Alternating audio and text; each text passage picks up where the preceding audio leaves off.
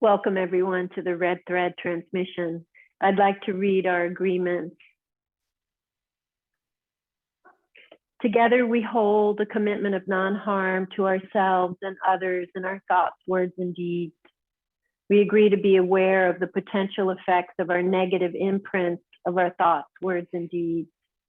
We agree to hold peaceful abiding, to be sensitive to the needs of ourselves and others for time, space, and attention, to protect and hold sacred the confidentiality of the thoughts, words, and deeds shared here, to respect each person's autonomy, to support the diversity of all of life, to show up fully as presence within a sense of cultivated noble truth, to share and respect the power at the center of it all, to be self-aware and response-able, and lastly, to uphold an attitude of loving kindness to support the vulnerable. Please take a moment to process that.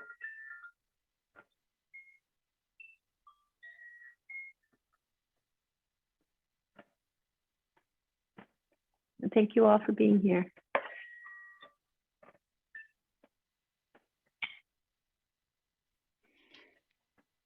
Thank you, Nina. Welcome, everyone, to the first live recording of our new creation and expression of love, the Red Thread Transmission. You're tuning into episode 1, Ways to Be Wild. Together, we hold a creed of nonviolence as our manifesto, a revolution of self-respect for women, children, the vulnerable, and creatures of the earth. The red thread leads to the river of blood of all that is. If there is a river, there is a source. From this source space, you can remember that you are victorious, normalizing your wildness to ignite your liberation. Here we practice self-actualization together as we build the new earth from the inside out. We invite you to set up a comfortable restorative practice space for this transmission with lots of pillows and blankets. Have your journal, a pencil, and any favorite art supplies so that you can record your own transmissions, responses, insights, and inspiration as vision. At the end of this transmission, we're going to orient you to an important 2-day holy day celebration of sacred self-care to fortify your focus, strengthen your mind-body connection, and clarify your creativity. We will also speak to upcoming yoga teacher trainings, wisdom circles, and opportunities to work with Nina and Sarah one-on-one. You can find out more about Nina and Sarah's work at centering.life and bloodboneandhoney.com. And if you're listening to this on YouTube, you can subscribe to our channel, like and comment on this transmission if it was supportive for you, and then share it with a friend who may be curious about deepening this exploration and conversation around wildness and aliveness and mindfulness and nonviolence and kindness and embodiment and self-care and community and unity and creativity. So much we'll be exploring here on the Red Thread transmission. And then if you're listening to us on Apple Podcasts or Spotify or wherever you listen to your podcasts, you can also like, subscribe, and leave us a show review. That's really going to help us get this transmission out to the hearts and the minds and the bellies and the humans that are hungry for this kind of conversation and self-exploration. And we thank you for your support. Absolutely. And we want to thank our sponsors, the roll up your sleeve essential beginnings of this work, this liberation work.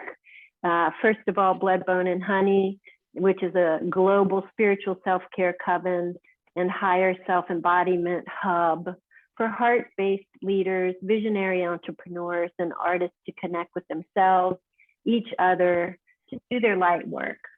And also to mind body centering yoga at Centering Life, if you're interested in pursuing your self-realization education through sacred practices, and if you love yoga and you love mindfulness, we will speak later of opportunities to grow in 2023 through many different kinds of online courses, and I always show up for those.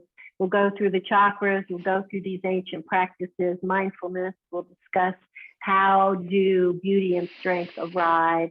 So all the opportunities for us to really metamorphose in this time of awakening, because that's why we're here and that's why you're here. So thank you for that. So Sarah and I wanted to sort of go into who we are, not sort of, but actually go into. So the reason that I am here, coming from these two generations, so already we're in the swirl of multi-generational conversation, belief structures, words, languages, like how do we work this out? How do we create coherence and unifications when we're all so different and many of us hurt? So me, in regards to why this is happening, is that we wanted to create a revolutionary manifesto of nonviolence whose purpose is to interrupt and transform cycles of generational, tribal, familial, cultural, gendered, religious, societal violence. And Sarah, why are you here? Why is this happening for you? Nina, that's so beautiful, and I resonate with that so deeply. I think that something I continue to arrive at in my practice and pursuit and intention of kindness and nonviolence is the importance of expressive practice, the importance of our self-care and our healing work, feeling creative and artistic and playful and loving, because that is what we are. That is the source spring that we come from.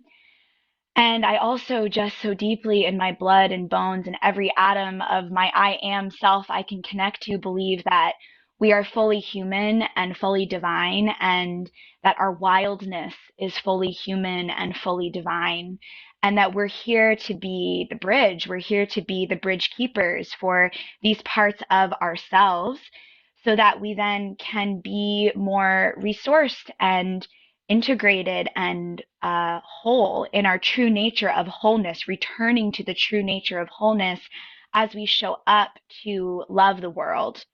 So that is why I am here. Yeah, and in that, as a yoga therapist and as a helper yourself, when people come to us to manage the chaos, to manage the pain, to manage all the transmissions that are coming in that can feel so dissonant. And the first thing that we've been programmed to do is say, oh, you're a problem. There's something the matter with you, that you have so much going on that you can't get your shit together, that you can't move into the same values that culture is programming you to honor. And what is this wildness that's pushing up under the pain? And the fortunate thing about pain and self-doubt and the questioning is it creates a soft soil. It creates a little crack in the sidewalk so that our new ideas, our enlightenment, our magic, our alternatives can be cared for and sprout here together. And creative expression is ultimately the largest force that helps us be okay with ourselves. It's a very affirming necessity for self-defining. So today, I'm excited about us sort of organizing our first three little boxes too, right? So that we're not eating the whole cake. We don't have to do that. We're just going to start, land, settle, organize, and to take the next little while when you're done with the podcast to organize your own mind, organize your own body, organize your own heart, and go slowly and be passionate and reverent, and don't demonize any part of you or anyone else. That's not what we're doing. We're just cleaning the lens. That's all we're doing. So just to elaborate a little bit more, why are we working together? And some of the mutual strands that Sarah and I share. Sarah mentioned that I'm her teacher. I have a few more lifetimes that I've lived. My agenda, my whole life has been since I was 3 years old to never let a child hurt like I hurt. I grew up in a military household. My grandfather was a royal CIA head with the government, and our house was ruled with shame, with secret, and profoundly dark violence. And the only way that I got out of that was to, when I would go to church, I was told that we had spiritual natures, and I had a profound transmission when I was 3 years old, trying to run away from home on my tricycle, and I was stopped by a voice, and I was told by a heavenly guide that I would have to stay in my house and protect my 4 brothers and sisters for 10 more years, and then I would be freed. And that's exactly what happened when I was 13. An invitation for a full scholarship was delivered to my front door from the North Carolina School of the Arts, and I got to leave. And since that time, I have always looked on high for my instructions. In a walk that's very much about trust and faith and vulnerability, right? And hurt too. How about you, Sarah? Mm. That just touched a space so deep in me. Thank you, Nina, for sharing that story. Yeah, I am. I'm here because I think that storytelling is one of the most powerful forms of healing, and I think that these conversations that we're going to be having here together on the red thread are a conversation between us, but it's a conversation between two women. It's a conversation between different generations. It's a conversation between the world. And I think so often we have these mirroring experiences that we um, cover up and hide, as you're saying, keep secret, keep locked in. And you sharing that story about the tricycle pings about 10 different stories inside of me from my own childhood and ways that I felt from a really, really early age, even though it was so, there was a lot of violence and sickness in my household for a long, long period of time, starting when I was about 5 years old, and even before that, but really got intense when I was about 5. And that little being, I can feel her in my belly. She is still with me, and just this shared similar resonance and invitation um, to stay the course, to stay the course, and to walk the way. And in my spiritual maturation, in my maturation as a woman, I'm 29 years old, almost 30, coming out of my Saturn return right now. I feel her so deeply within me, and I feel that essence within the people that I get to work with. I can feel that essence within the people that are going to join here, who maybe have this shared experience of both magic and deep hurt, that were a part of the original imprint. So I'm here on behalf of all of the women and the children and the vulnerable and the sacred, and to really just hold the torch that we are so magical, we are so psychic, we are so sensitive, and we are so full of creative solution, divine solution. And even if we can't feel them around us, the ancestors and the guides are present and here. So, um, yeah, that that story you shared touched that place within me, and I think that it might spark some stories alive in those who are here listening with us as well. Let's take a moment for everyone to go to your paper or just to close your eyes and process this invitation. So this is the first layer of guidance, is to open and to listen. And one of those earliest layers of opening is being aware of where you need to let go of the armory. We all have a plethora of layers of grasping onto old stories. So you could just lift those. What's a story? What's an image? Light touch. Where can you lighten up?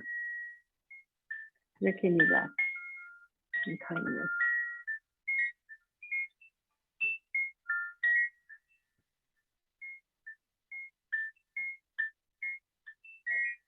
Sarah, while people are processing, do we have a muse coming forward?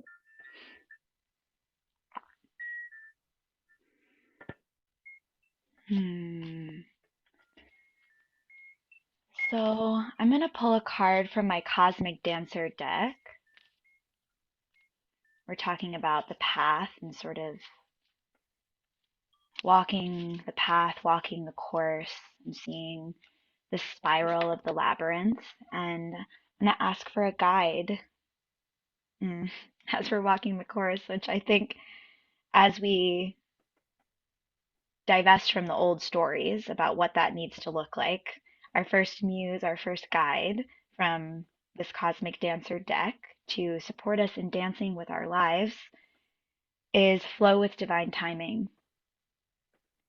So if you're listening to this transmission, the card is split horizontally in two, and there's in the under realm or the underworld, there's this light, vibrant sunshine actually coming up from the base, and then there's this beautiful dancer on top of a moon with this starry-eyed landscape coming in from the top. And actually, before we got on, I pulled the High Priestess, Eniduana, from my Divine Feminine Oracle deck. So this to me is showing the different parts of the path, like the way that contrast creates form, and the way that the contrasting parts, the suffering, can be a part of our liberation too.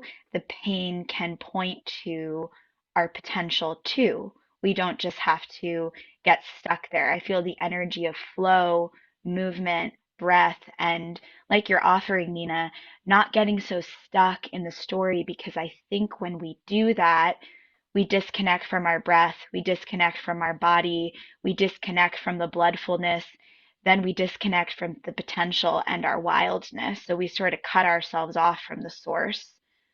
Um, so yeah, anything coming forward for you with this card? We could ask people to offer that into the chat if they'd like. Yeah. I like what you say, Sarah. It's always just a beautiful hug of, that's what we want. We want to always realize that we have more options than we think we do, right? So this is why Sarah and I love to draw cards, is that which 10 options did I not see? And it's good for us to know that when we go into the body brain, we actually walk through the world missing so much more than we see, than we make conscious, right? We miss so many parts of sound. We just have so much going on. So there's so much more available to us. Yeah. Do we want to offer a little bit maybe about who we are for folks who are maybe joining us for the first time and are sort of like, who are these wild ladies talking about red threads Sure. and creation?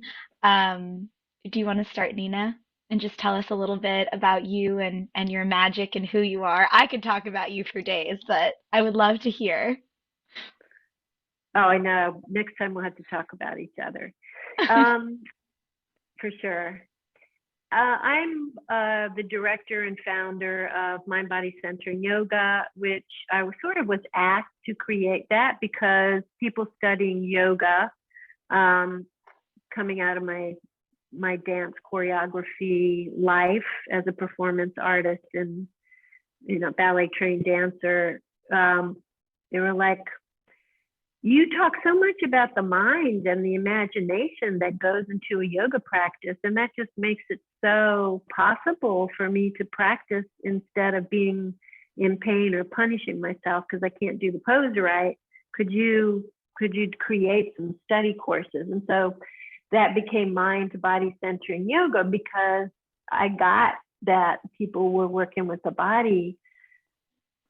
And the most important part for me was the lessons that I was learning from Thich Nhat Hanh, who was my medicine for the mental health crisis of my family, which was schizophrenia, sadomasochism, bipolar syndrome, blah, blah, blah. And I rarely talk pathology because it's all wild. And there's no reason to demonize. We all walk through some portals and we need to name all the boxes and get all the information and get some of that stuff. Okay, that goes over there. And then we also need to be able to let go of demonizing any expression. Any expression is part of the wildness.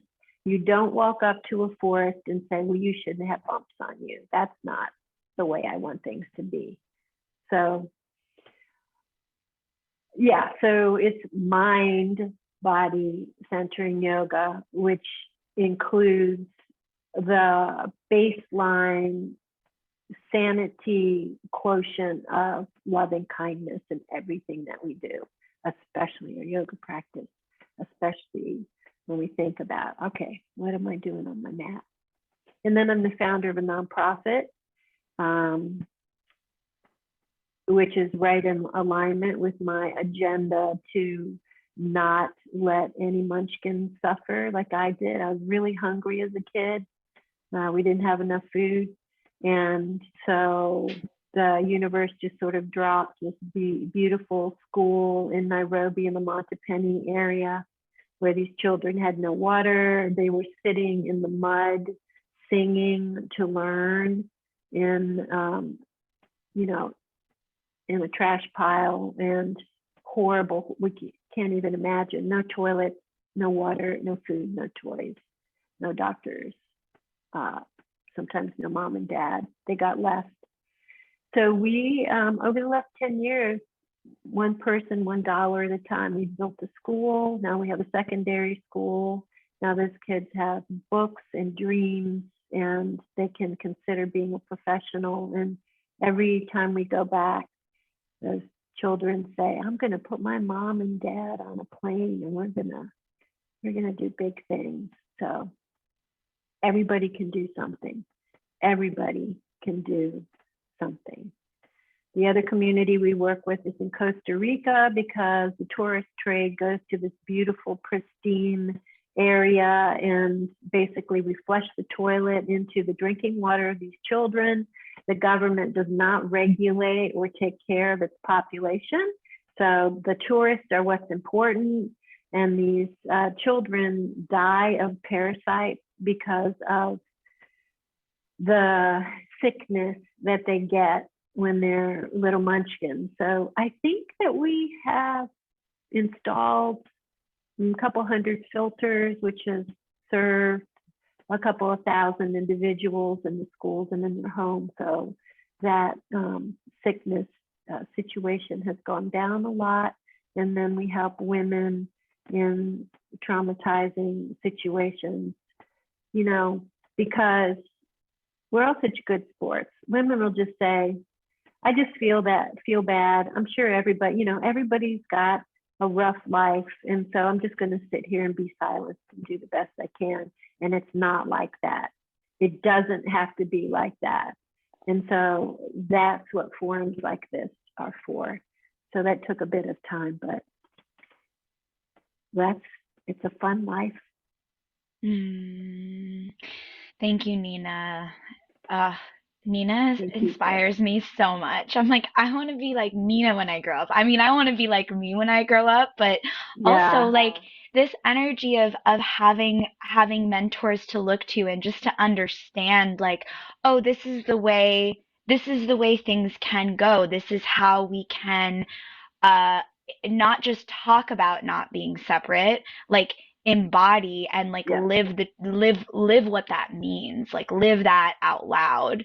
um so thank you, Nina. Nina, I will also just say, is an incredible multi-dimensional, in the fullest form of that word, artist. And I have had the honor of being in Nina's yoga teacher trainings, in mindfulness trainings, in wisdom circles, which we'll talk about at the end of this transmission.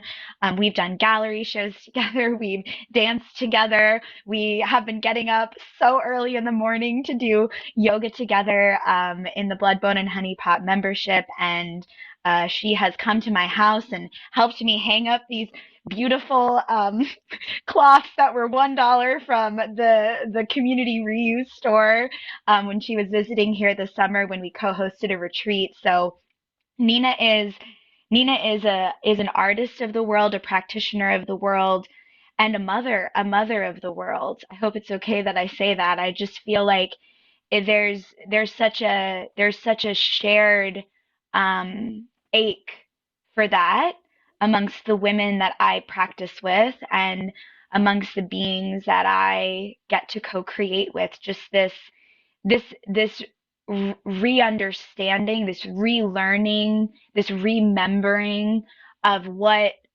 a mentorship dynamic can look like, and what it looks like to be in this intergenerational dance of weaving and learning and creating together, just like we're in the village. So I'm so grateful for that. Thank you, Nina. I am Sarah.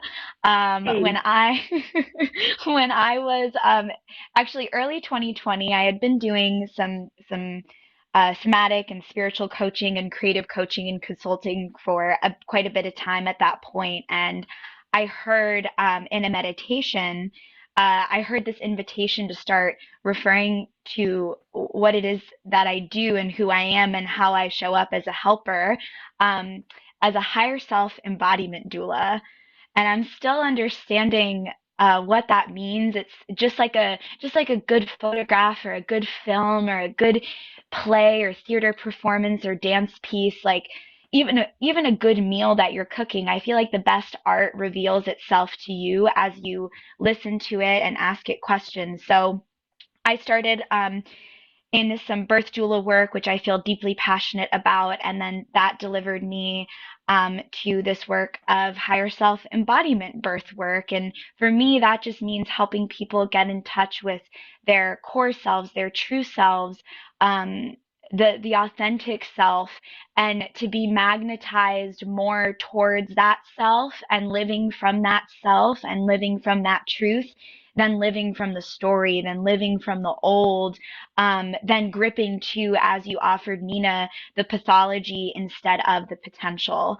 I'm also an artist. I have my Bachelor of Fine Arts in Photography from Savannah College of Art and Design and my Master of Fine Arts in Experimental and Documentary Arts from Duke University. I did a concentration in feminist theory there in a pre-Me Too era, when it was pretty different to talk about um, women and liberation and autonomy and sovereignty over our bodies. And so, as an artist and as a somatic and spiritual practitioner, it's been really powerful to have entered that conversation. Paved with the way paved by so many way showers before me, and then to have been in that investigation since 2015, which is actually ironically and not coincidentally when Nina and I connected. So this is really 7 years of Nina and I seeding and working together. And I just feel called in this moment to say, when I first signed up for Nina's yoga teacher training, I had so much unprocessed experience in my pelvic floor that in the second week of the yoga teacher training, we were in the sacral chakra and in the pelvis, and I could not even stand up from a chair without collapsing in just utter pain. I couldn't even feel my pelvis. I didn't even know how to send breath there. There was such a disconnect for me between my mind and my body. And so, um, I also want to say that I am now an integrated self with a mind and a body and a heart and a spirit. And that is in such response and bows of reverence to this beautiful work that Nina offers that we're going to go into some practice around today on this podcast, and how revolutionary and radical to do yoga practice on a podcast. So I'm so excited to be here with all the aliens and the creatures and the wild ones and the high priestesses and the wizards, including Nina herself. And um, yeah, maybe we could talk a little bit about um, our work together. Just a few little points on that. Our shared interest in creating spaces for women to come together and hang out and just be affirmed and uh, find a break in the silencing of our liberation and honoring our experiences as truth. Maybe we can speak to this creation space that we've created. Like, what is this? What is this? And why are we doing this together specifically? Thank you. And I'm so glad I got to perform with you, Sarah, because um, that's the riskiest space we can share, isn't it? To do performance and performance art. So you all may have gotten treated to Sarah's recent burlesque expression, which is, talking about risk and courage, and me too. So thank you for that, Sarah. Gosh, there's so much, and I don't want to overwhelm people. So I need, for my own situation, to just talk about one thing at a time. Sarah knows that. I have to say, Sarah, it's too many things. Can we just talk about the one thing? So this space will include the body, will always include the body, mainly because our minds have been co-opted, and we could say we can't really trust the mind. The mind can very often belong to somebody else, to the echoes of your childhood shame, to sexual perpetration, to the narratives that are the latest slogans on social media. So we're always going to start with the body, and we're going to develop trusting the body, and through the codes of cellular regeneration and manifestation, the psyche will bring forward the next assignment. So that's the main thing that I want to say, that the three bodies that we'll work with today will do a little bit of whole body movement to integrate head to toe, front to back, side to side. And then the mental body will work a little bit with some brain halves. So some exercises, right brain, left brain, and just looking at the condition of the head and loosening up the jaw. And then the heart, of course, is all of that in its highest expression.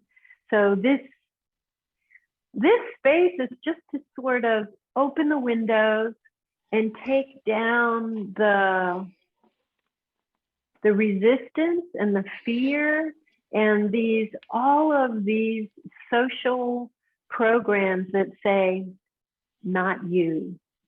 Mm. You're too weird. You're too big. You're too loud. You're too small. You're too female. You're too borderline non-binary. You're too odd. If nothing else, we create the spiral of welcoming. And sometimes that might not look like welcoming. We might make big mistakes and use words you don't like. We welcome you to disagree and to come from way yonder. And the main thing is for this to be a laboratory, for you to look at your own resistance or your own tendencies. Lord knows, I got my own assignments. I can't be paying attention to yours and say, here we are again. How can I change? What are my options? Because this is painful. It's cutting off the colors of the world. It's making me feel isolated. What's this other person saying? What do they do? That's all. That's all. Nowhere to go, nothing to do, no right answers. We're breaking all that up, reductionist paradigms. Mm. Mhm. Mhm. Yeah, what am I feeling in my body as I experience this, as I hear this, instead of going to glob on to the other person and what they're doing, what am I feeling? What am I experiencing? What is real? What is true? What is not the thing I saw on social media earlier this morning that I'm regurgitating because it sounds cool? And it maybe temporarily feels like it soothes or it satiates a hunger, but then just like your blood sugar spiking and dropping, it's not sustainable because it's not kind. It's not kind to yourself to bypass. You said the other day on in our Galactic Yin yoga class and expressive writing class, don't bypass the little awakenings, these little moments of awakenings that we can have. Every trigger, every grip, every cut off of the breath, every like what's there? Wow. Okay, underneath this pain, what's potential? What are the wisdom codes? What's the transmission underneath this feeling, underneath this experience in my body, my heart, my brain? So big energy of autonomy and sovereignty and sacred space to self explore and self discover and self realize and ultimately self respect. Self respect. I think a word we'll probably introduce a lot here that Nina has introduced me to in our practice together is nobility. Nobility, entering all of these conversations from a place of nobility, and what is our nobility and how can we experience that? So maybe that will thread its way in to our practice today. Lovely. Thanks, Sarah. Let's take a little breath. Sarah and I have been running our mouths. So if you'd like, just close your eyes. And there's we try when Sarah and I have meetings, try to put the timer on every 20 minutes to make some space.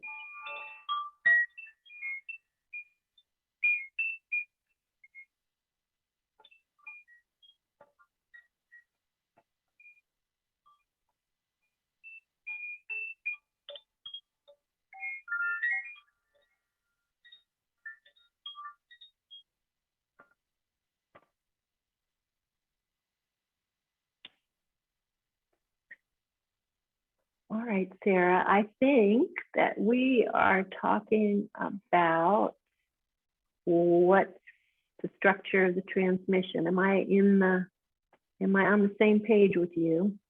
We're on the same page. Yeah, let's introduce this episode specifically, ways to be wild, and these three parts you spoke to earlier in our introduction that we'll be exploring today, these three brains. And yeah, we'll start threading our beautiful tapestry for this first transmission. And thank you so much for being here. This would be a great time to grab your journal, take a sip of water, and prepare to receive this transmission, also knowing that you are receiving your own transmissions. So maybe Nina, you can also speak, and I don't want to give too many things at once, but I feel like you offer such beautiful invitations around like recording what comes through onto the page and how that can go and be as a practice of deep listening and care and kindness. Well, some people don't like writing. Journaling's not a thing. Maybe sometimes, they got betrayed or somebody read their journal and writing, it's important that our feelings come up from the body. They go through the brain and then they come back out through the body. So this is from the bottom up and from the top down. This is a very important spiral that connects the body, mind, and heart. So it's very validating and affirming for the brain body to be able to express what's up. And many times, especially if you use the non-dominant hand, expressions will come out of the body that are deeply dug into the subconscious. And this is very important material. These are more options back here. These can be fear dragons that sort of chase us around without our knowing because we're so outer distracted from our true nature. So writing, I use it. Writing and declaring your identity is very important. It's an important expression. I exist. These are my words in this moment.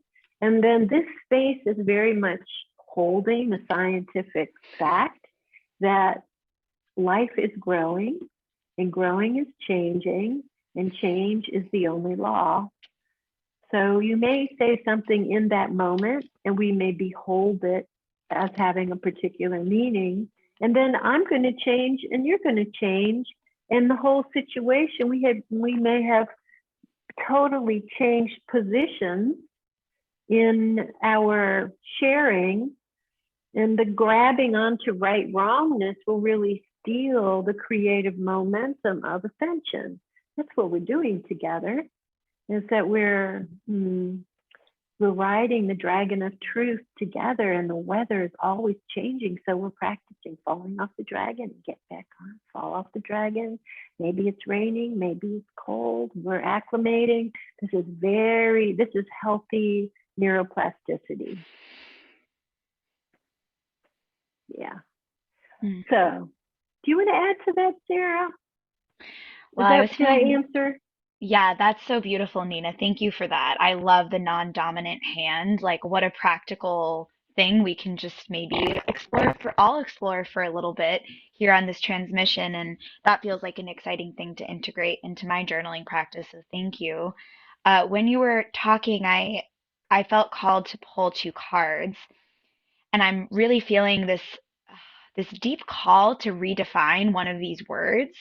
It feels so perfect for this first transmission. So I asked, I was like, what called in all the higher selves and all the ancestors, wise and well-heeled ancestors, all the beings here present, and then who will be watching the replay. What is a reoccurring theme in the mind, body, and heart in the three brains today that might come forward that is sort of up right now for us in general as humans on this planet? And I pulled from my Magdalene deck the Matrix and the Resurrection. And Perfect. one of my friends actually said that, like the Matrix, like Ma, like the Matrix as mother. And I think there's, because of the movie The Matrix and sort of the use of that word and maybe like new age spiritual spaces, whatever, it's kind of gotten this bad rap. Like it's used to describe maybe the programming of systems of oppression. Like, oh, this is the Matrix. Like capitalism is the Matrix. Like, and I've heard you offer the Matrix, and this is how I also tend to see it and feel it psychically, as just this grid of information. Like it's all just information.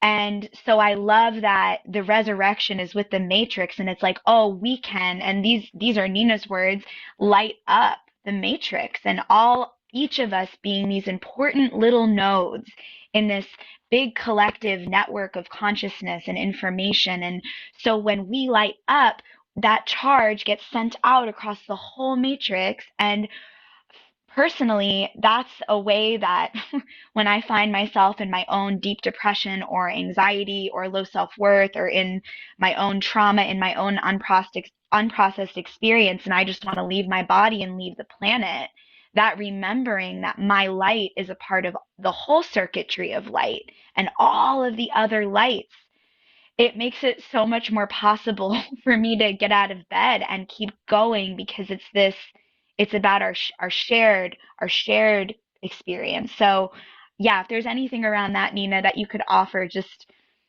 in that space, I think that would be maybe a beautiful way to enter into this conversation, thinking about ourselves as circuits of light. That was lovely, Sarah. And you know, it's very patriarchal language, the matrix. Somebody else is the matrix, right? We're going to take a jar and put it down on top of you, and you're going to become this. Well, that could be. And I love this Alan Watts invitation to look up at a starry night and see if what draws you into wonderment is all the stars perfectly lined up in a predictable situation, or is what draws you into wonder is the great chaos of potentiality. And we have to be infinitely invited to ask questions. And the only thing that's going to do that is feeling challenged, feeling hurt, and feeling ecstasy in equal measure. And it all comes in seasons. And in this way, we could tell ourselves the truth about, in equal measure, there is hurt and ecstasy. And then, because of that spacious practice of loving kindness, I can accept that Sarah is living a life in equal measure of pain and pleasure. And I live from empathy and compassion. And then we fly together. We're not competing for the airspace. So we're definitely in a time where we get to learn from our mistakes about annihilation, competition, self-loathing, all of those denser forms of consciousness that have kept us, you know, they've almost killed the earth. We really have to tell the truth about where we're at and our responsibility in doing things differently and more love. Yeah. Yeah, I pulled pollinator too. Like if you're listening to this, I know we have Jade here who just offered a beautiful comment in the chat. We're pollinators. We're pollinators. So it matters the information that we're holding. Jade just offered what we are holding being the key code to changing the chemical structure of reality with thought. So what are we imprinting as pollinators? What's our imprint? Whatever our imprint is what we then imprint. And so when we remember that we are light, this week in our mind body centering yoga classes in the membership, we were exploring being containers for light. I feel like that light can come in, it can trickle, it can water places within us that have been thirsty and hungry for centuries. On our last Mind Body Heart Lab call for the Blood, Bone, and Honey Pot membership with Nina, she offered a teaching around hungry ghosts. So if that's something that interests you, if you want to go deeper into an exploration around exploring these parts inside that are hungry and have things to say, like this is a big conversation we're having on this podcast right now. So I just want to seed in this moment. There are places for you to continue doing this work. Come into the membership. check out centering.life, look at the monthly online wisdom circles, check out the yoga teacher trainings. Nina and I both offer one-on-one support. And then as we move forward into 2023, we're going to be creating a container for you to work with both of us together in the same container. So just know that these are some big concepts we're introducing, and you may be deep in your work and have been walking the labyrinth for a while, and you may just be spiraling in from outer space, and you are welcome here. No matter where you are in that, because other card I pulled, Wreath, like we're just here to explore and excavate our treasures, the treasure that is us. Like we're already here. We're already perfect. We already have all the gifts and the treasures. Our job is peeling back all of the stuff that says that that's not true. And then there we are in just our realness, our fullness, our rawness, our wildness, which maybe can be defined as just truth. Like what if wildness is kindness? What if wildness is truth? What if wildness is love? Well, we can narrow it down to all the things the trees, mushrooms, and pine cones are not talking about. So otherwise, that's wild. Yeah. So here we are. All right. Shall we move into the structure of this transmission? We've got our three brains. Yeah, let's talk about the three brains. Yeah, and we'll try to be expedient because time also can make our brains and hearts tired. And I want you all to have the capacity to consider new material, right? New approaches. So we need to feel fresh for all that.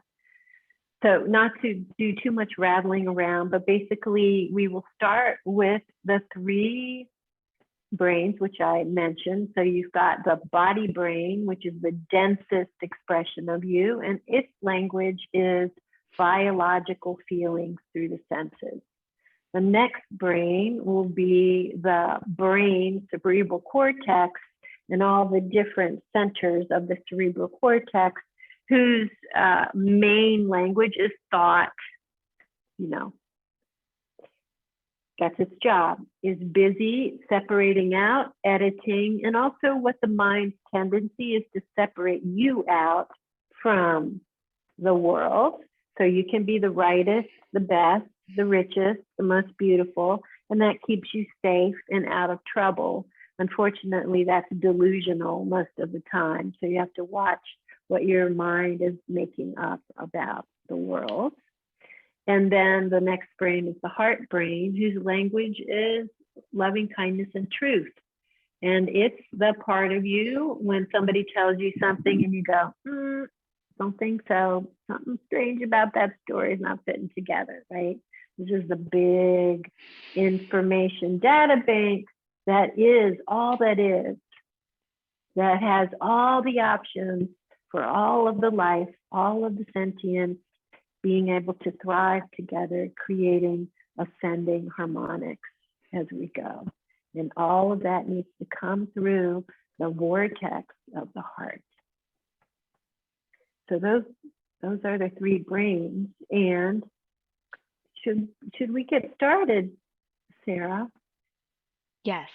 Would you like to start with the body brain, with a muse for the body brain, so we all can chew on that in our journal? Yes. Let's see which deck. So for any readers here, you probably have your own way that you choose a deck and pull from a deck. If you haven't done that before, you're curious as to the way that I do it, I just am looking at all these decks that I've cleared and prayed over before we hopped on, and I'm just listening for the body. Who wants to be our muse? I'm feeling the Cosmic Dancer deck again, so there we go. So we're asking, in order to grow kindness in the body brain, what do we need to soften? Or where do we need to soften? Soften grasping, soften resistance. Where can we soften? Normally that specific place in the body hurts, has chronic tightness, doesn't move very well, so it's already talking to you. Where do I need to soften? Let's see what our muse says. So I pulled the Retreat and Recharge card Mm-hmm. from my Cosmic Dancer deck, and Mm-hmm. I have the pleasure and honor of being a busybody and co-creating with a lot of busybodies. And by that, I just mean people who are really passionate with a lot of ideas and things we want to create, and just this hunger to show up and be present and alive for our lives. And I'm just feeling the body say, like, if you don't give me the opportunity to empty out, I can't fill back up. And um, before I started my mind body centering yoga journey, before I started this journey into my body, I didn't even know that was an option. Oh, like I am important enough that I might have something to empty out, and I am vast enough that I could then, after emptying out, fill back up. I'm sovereign, autonomous, and powerful enough that I can make that choice for how I retreat my body. So maybe it's softening to, how do you make your life feel like a retreat every day, not bypassing turning on the beautiful music in the morning and lighting the incense and making the cup of tea. These really simple, simple practices that create sacredness in the space, that then mirror back to us our own sacredness. Like, oh, I'm worthy of this incense. I'm worthy of this beautiful music in my ears. The body is smelling and sensing and tasting and feeling and inspired. I'm feeling retreat and recharge. Uh, also being about being still. If you're watching the recording right now on YouTube, you'll see Nina doing Bananasana on her side, which is a asana from the integrating series in mind body centering yoga. And it's a beautiful practice to titrate the nervous system, to check into the waters of the body and just ask, how are you doing? Where can you rinse out? Where can you empty out? And I feel like Nina might speak a little bit to that since she's in the pose. So I won't say too much more there, but retreat and recharge is the card that we're pulling in response to what would you like, what would you like to soften to grow kindness in the body brain?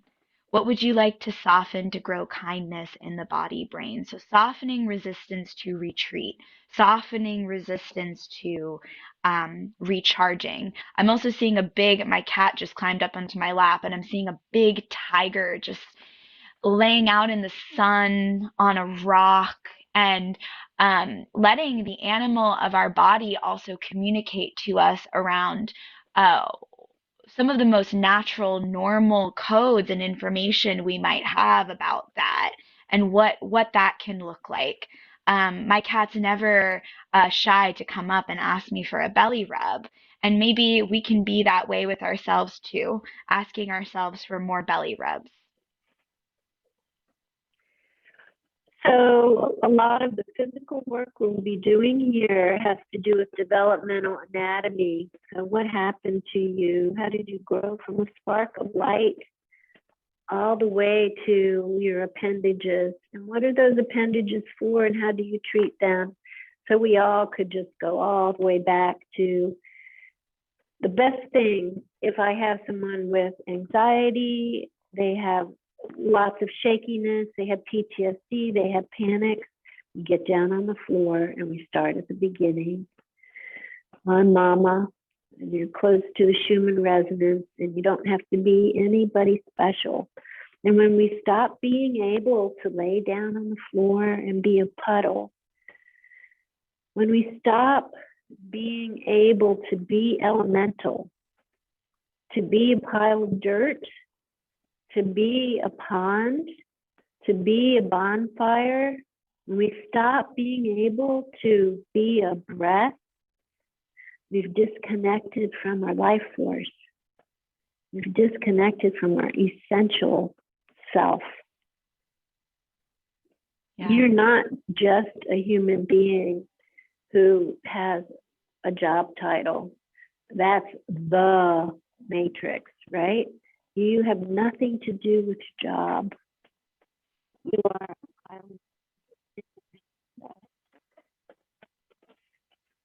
So the best thing you can do is lay down on the ground, do some research, notice the parts that hurt, that feel stiff, that are less mobile. That's a conversation. That's the baby that's crying. That's the baby you go to. You scoop them up and you say, oh, let me help you out. What do you need? What do you need? And this is the first step of loving yourself, self-care. What do you need?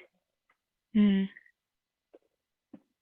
And what will happen when we go into our bodies like that, which will happen for you when you get off this call, if you do a little bit of body work, is the body, the psyche will bring you the story that the body was holding on to, the secret that it was, that it felt it had to silence, or it would be too explosive, or it would be too shaming, or you would be too big for everybody else.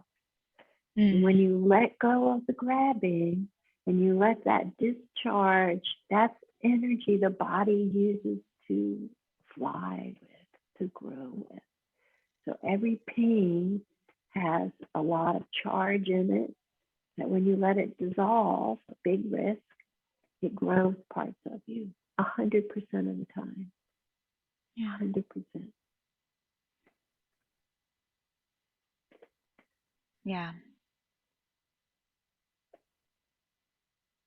So let yourself roll around a little bit more for a minute or two and find some words. They don't have to make sense because the body is watery, it's oceanic. You don't, it might be a brand new friend. Yeah. So our prompt again is, what would you like to soften to grow kindness in the body brain? You could journal around that. You could do some movement research around that, like Nina offered. You could pull your own card around that. What would you like to soften to grow kindness in the body brain?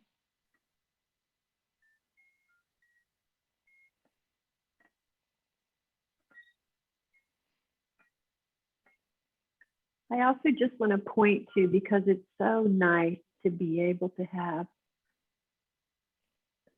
quiet, quiet in the podcast, right? Quiet in the conversation. Notice what happens in your body when the ongoingness, the ongoing perpetual forward momentum dragging you and pushing you and running over you and bypassing you. What happens when you stop? Make a file. Make an emptiness file.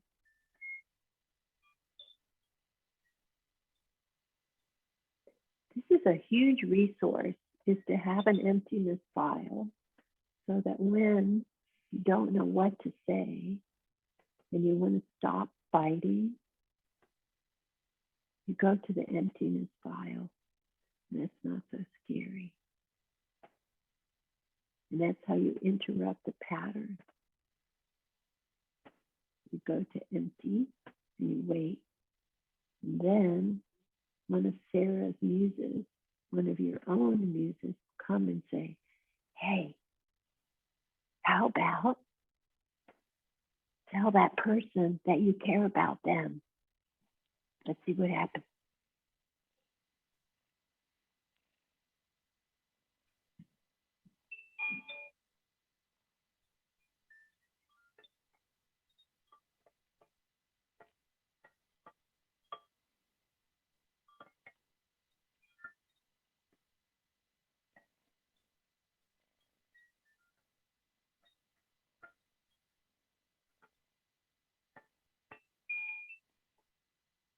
And thank you for your patience and your love around our audio quality. This is our our first recording, and we had a $0 startup budget. So thank you for being here. And Nina, those bells are so beautiful. They're not picking up as much on the recording. I just want you to know that. Um, but they're so beautiful. And if you're watching on YouTube, you can see these gorgeous wooden bells that Nina's been ringing for us.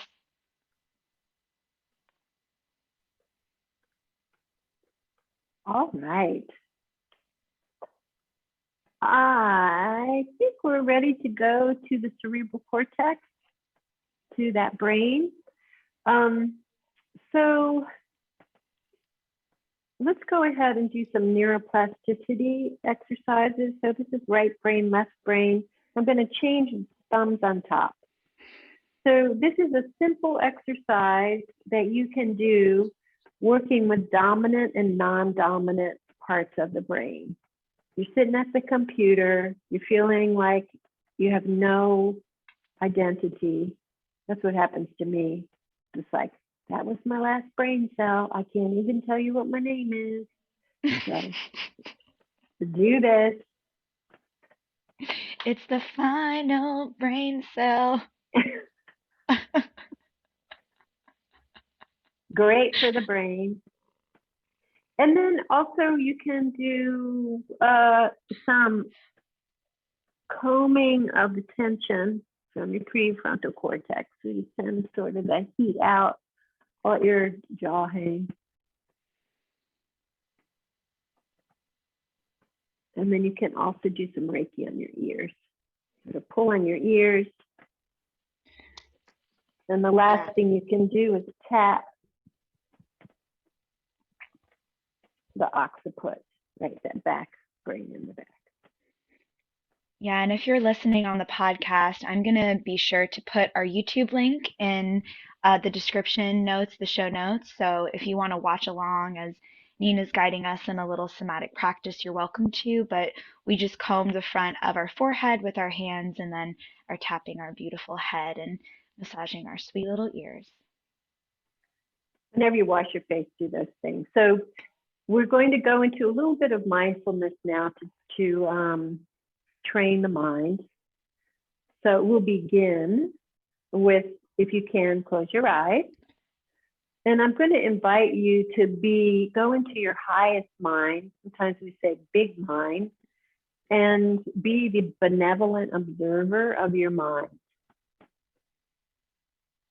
So the mind gets a bad rap. So we're going to, I like to imagine that I am running in a creature shelter, that I have been given a beautiful mountain sanctuary for all of the amazing two-legged dragons, the three-legged unicorns, the angry saber-toothed tigers.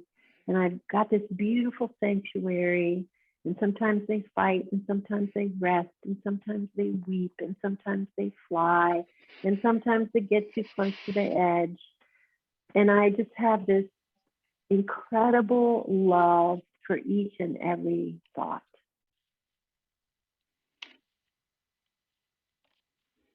And this overview is the biggest file that I want to cultivate in my being, the benevolent observer, where there is room for all that is. This is, some might call, Christ consciousness, where you are training to love the one who has been hurt and the one who hurts. I am that I am. We are not separate. So in your mind, you have all the creatures, all the thought forms, all the good, all the bad, all the uncomfortable, all the ecstatic. And then we're going to organize, we'll just do a little bit of an overview. One of the most beneficial things you could do to sort of be with yourself and not feel like, Sarah said, she just felt like the chaos of her trauma was dragging her through her life. So you can, just like a mom whose whole house is a wreck because she has children. One of the best things I ever did was just like, I had one little corner that was always ordered. And when I thought I was going to lose it, I would look, or I would go sit in that corner and say, you see, there's hope. There are 3 books here that are stacked on a shelf with a little crystal. That is hope. So your mind, what we know, the mind's job is to make everything binary, good or bad, separate everything out. At the end of that, that is not a sustainable policy, because we end up judging and hating people, and then we start getting righteous. So basically, that's not a useful matrix to use anymore.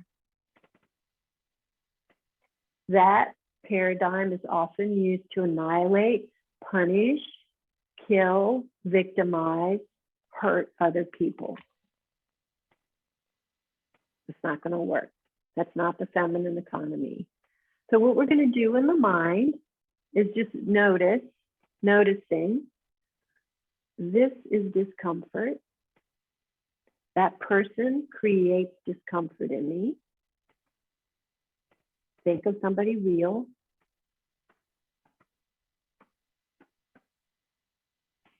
This person over here creates comfort in me, creates positive response. Think of a real person, dead or alive.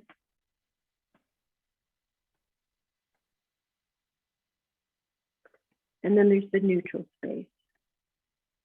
And then neutral space, we'll just call this a limbic space, where we can create whether we care or not. Let's say it's a homeless person, or a lady that always checks you out at the grocery store, or someone that you waiting at a bus stop. So this neutral person, and you might notice even in your neutrality that there's compassion, that you actually find it easy to care, even for neutral people.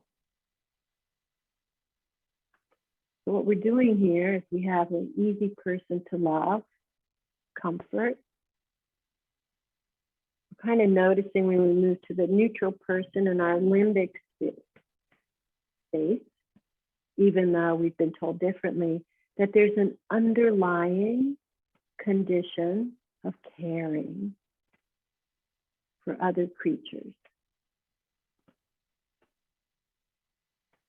We're going to take that river, that raft, and go all the way to the shore of the one who is difficult to love.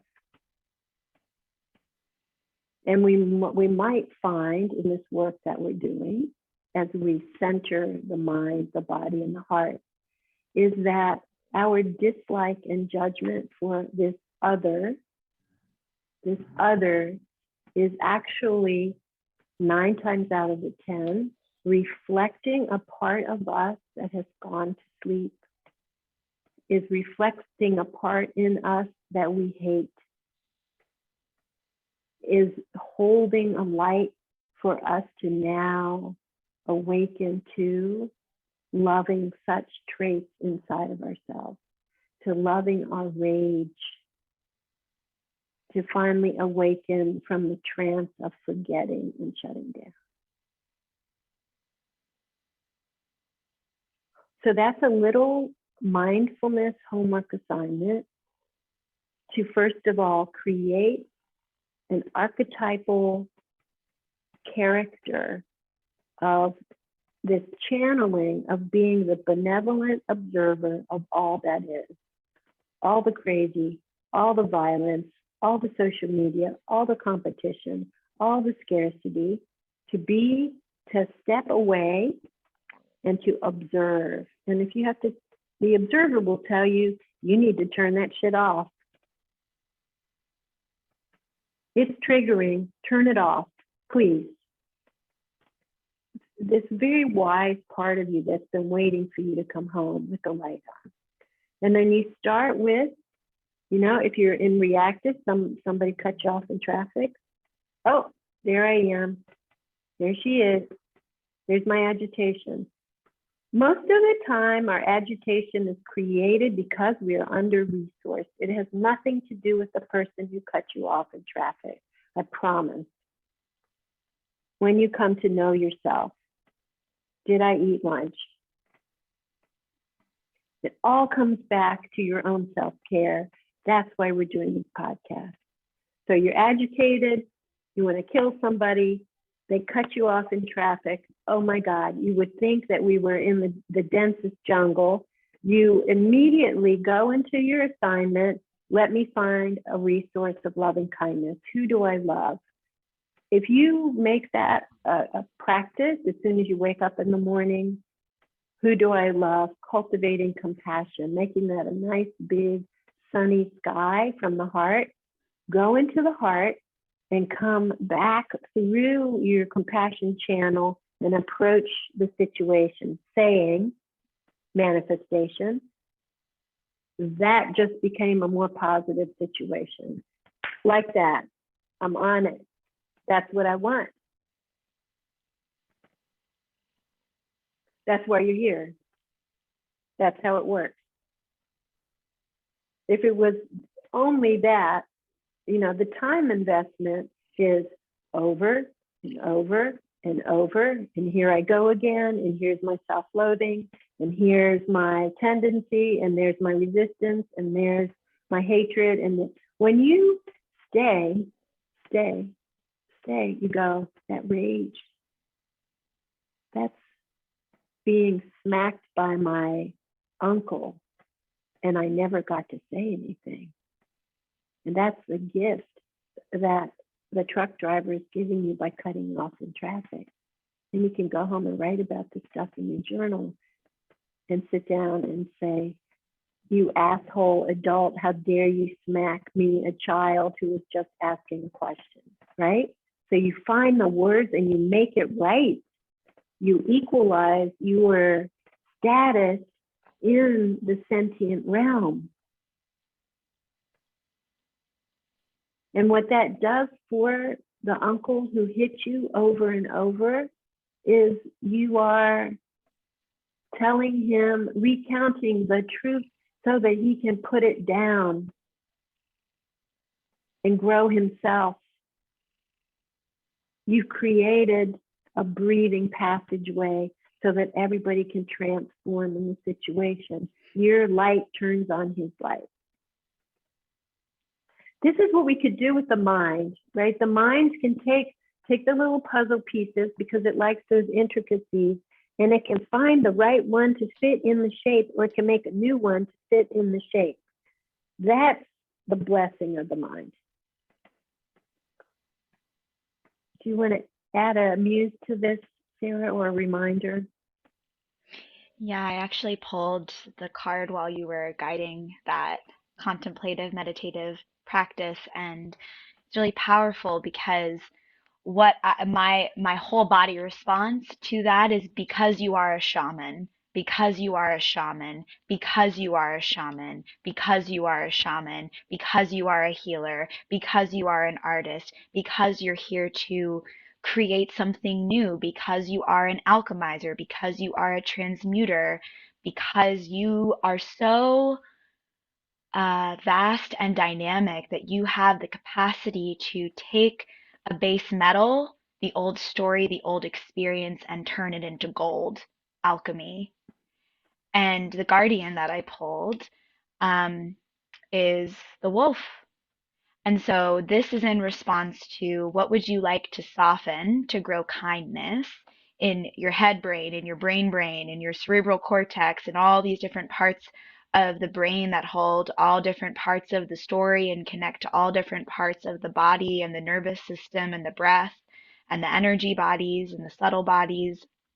So I'm actually feeling called to just read this card. It's from the Kim Krans, The Wild Unknown Animal Spirit book by Kim Krans. This is an old book of mine. If you're watching on YouTube, you can see how well loved the edges are. And the wolf, the shaman, the guardian of family and tribe, activism and ritual. The wolf's mission is to uphold the well-being and longevity of the pack. Healthy wolf energy expresses itself through activism, mentorship, humanitarian efforts, or teaching, religious or political studies. The wolf gets into trouble when it assumes every member of the tribe must follow in suit. This includes children walking in their parents' footsteps.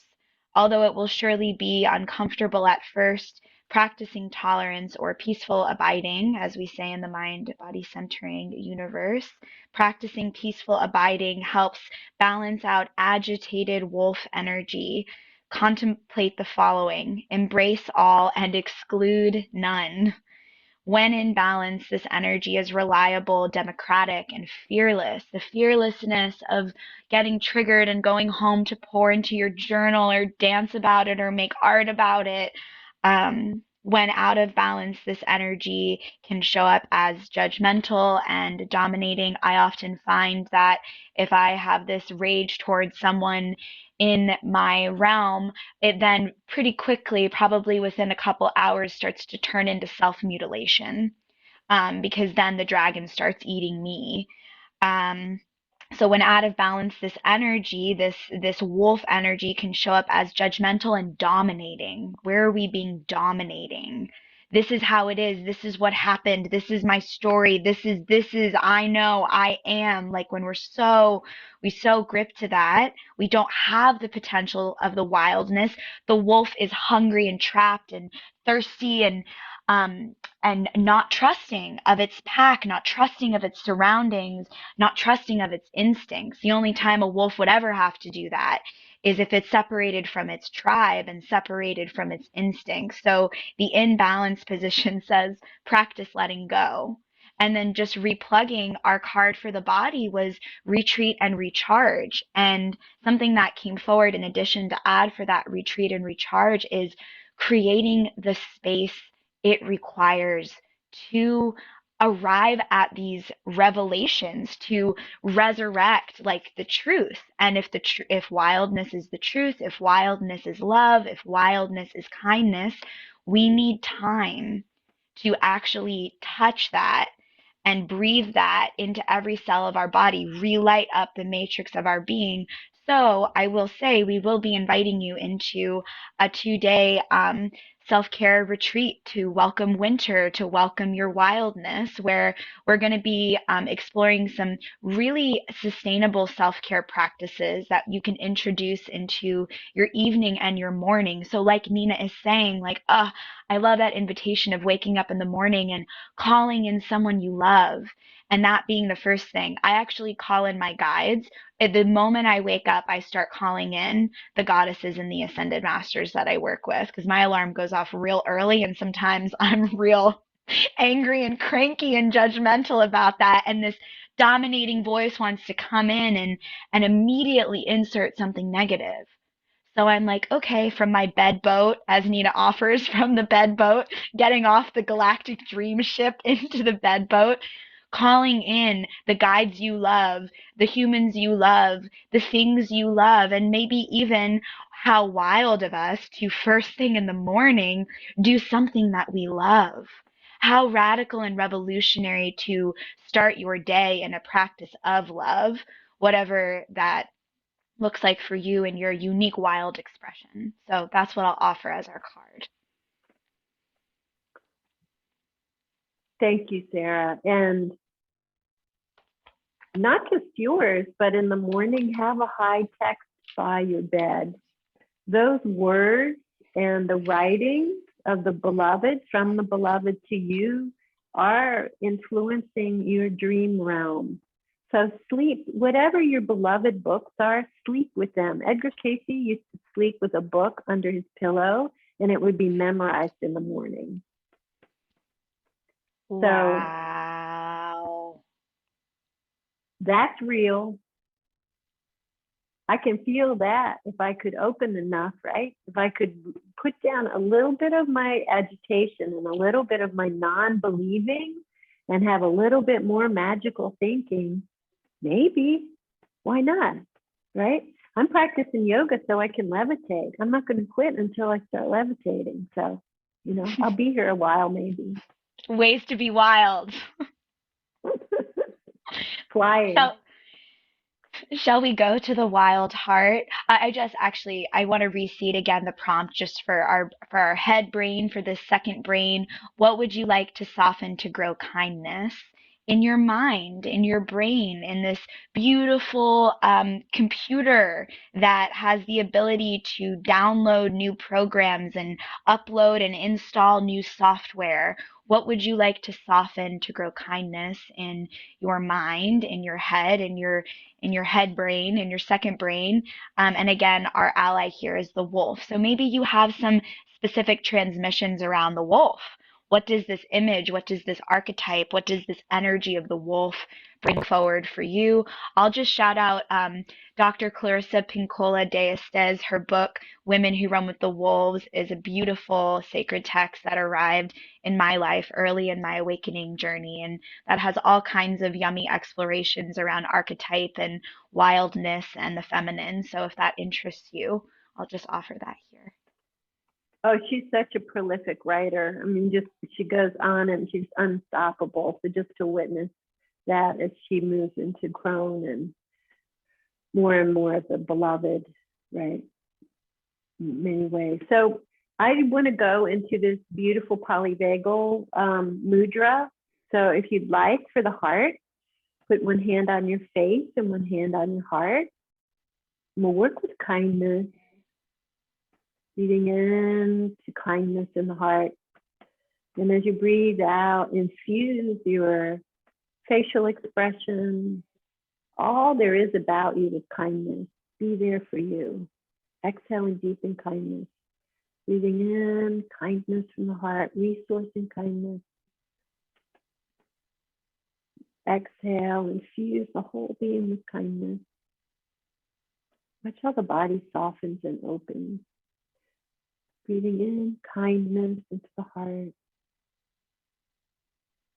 Deep in kindness. Breathing in kindness.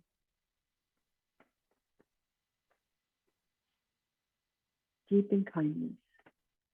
Watch how you open. Psyche opens, the heart opens. Breathe in kindness. Resource in kindness. Breathe out and deep in kindness.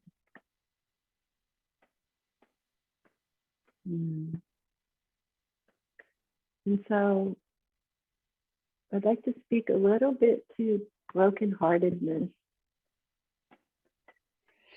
There's so little space for brokenheartedness. Right? We're trained to get up, pretend like it never happened. And the brokenheartedness, I don't remember the first person to utter that it is the space where the light pours in. The spaces that are no longer the same. Then you notice that the heart is nestled in between the lungs, and the lungs hold our grief for us. So when you allow the lungs to empty, maybe a feeling tone of sadness or grief that surfaces with the heart in the middle of that. And you might notice that the story is that the heart makes compassion out of grief. So I invite you to pick up your sweet prompt about kindness. How can you use kindness in some heartache for yourself to finally be available for a sentence or two?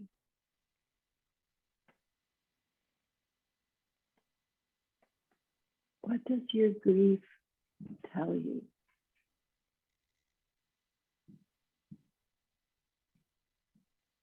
As you breathe in, notice maybe resisting sadness or thinking yourself away from sadness. What does grief feel like? And what I have found when I help people with profound grief is that it's the peat on top of the soil of seeds of compassion. It is the wonderful, rich rain that softens the soil to grow the heart, the flowers of the heart.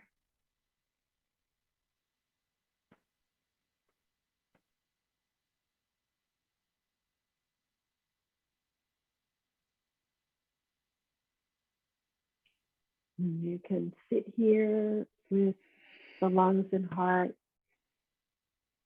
or lie. And the important aspect of our information about the heart is the back heart is the part of the heart that can harden first. People have so much back pain. It's not separate. Our hearts ache when we get treated like a number, when we ignore ourselves, when we don't get to grieve and give language to our sadness. And our exuberance and our love for the world.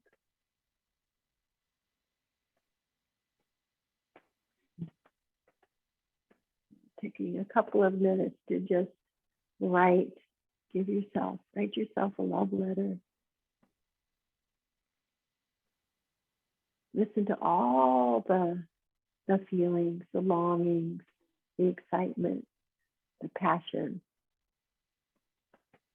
Be available. Sarah, do you have a muse for us? I have a muse for us. Thank you, Nina. So I want to offer again just the prompt, if that's helpful for anyone. What would you like to soften to grow kindness in the heart brain?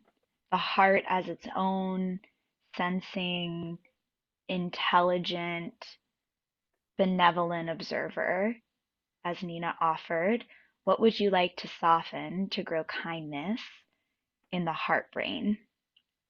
So, from the Divine Feminine Oracle deck by Megan Watterson, who is a brilliant feminist theologian, wild creature in her own right, deeply interested in these hidden stories of women saints and the feminine across different cultures and traditions and practices. She's so beautifully put all of these stories together into this beautiful oracle guidebook.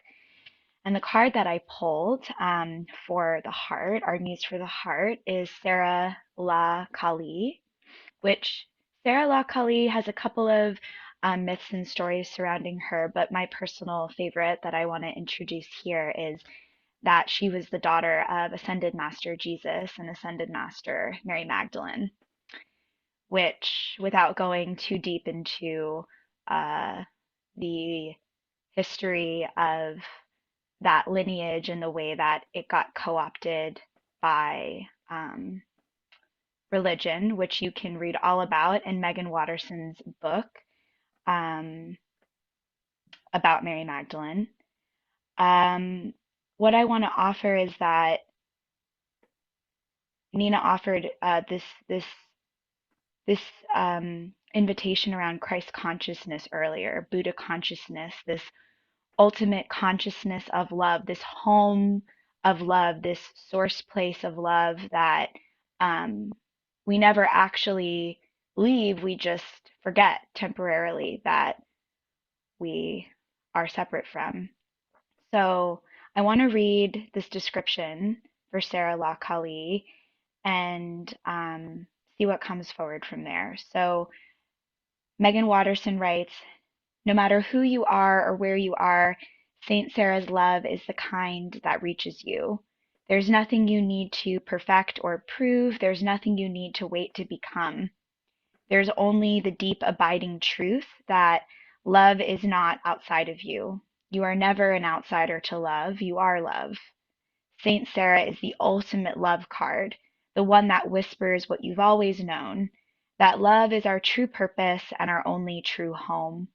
Love is where we will all arrive, no matter how persecuted, how lonely, how outcast we might feel, no matter how long it has been since we've felt loved. Saint Sarah is the healing that comes when we embody love again. She is here to welcome us back to the singular destination we never actually left. Home is only ever as far as we allow ourselves to be separate from the space of our own heart. The soul voice meditation is enter the heart, ask to experience love, true love, and let it fill you head to soul. I have arrived. I am where I will always be in love. So on her card, it says that she's the queen of the outsiders.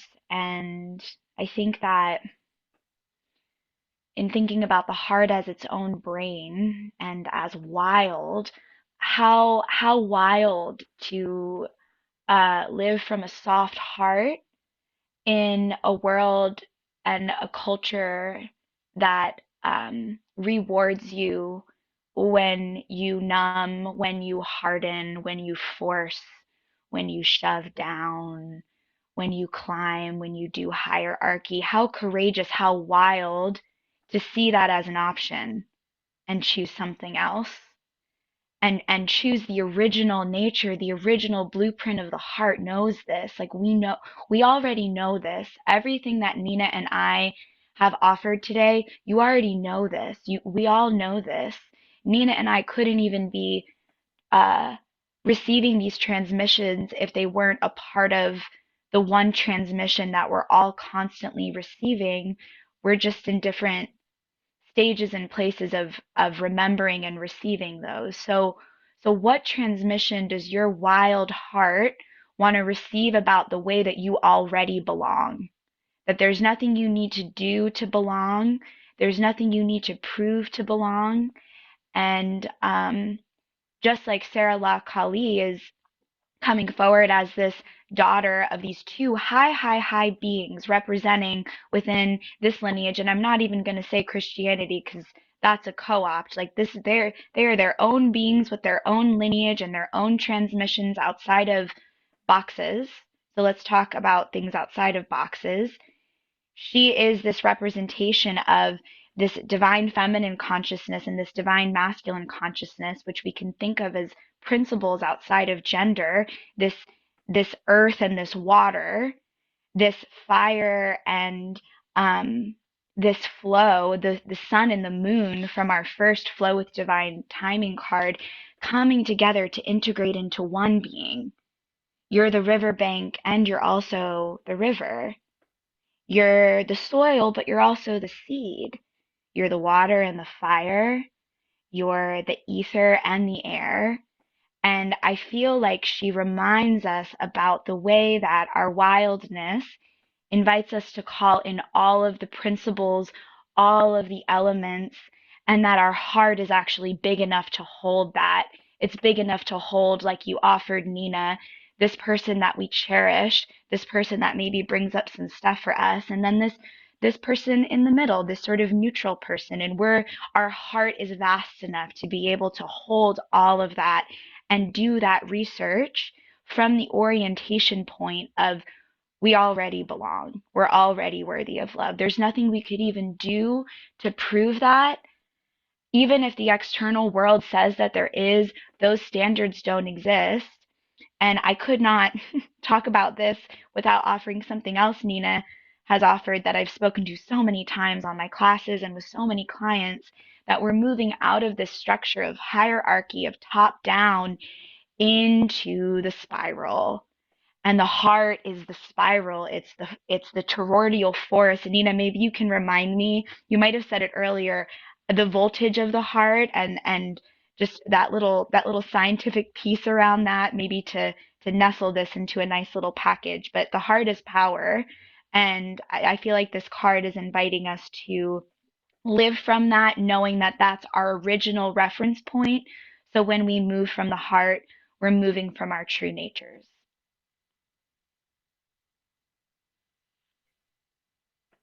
Lovely. It's sort of overwhelming to realize how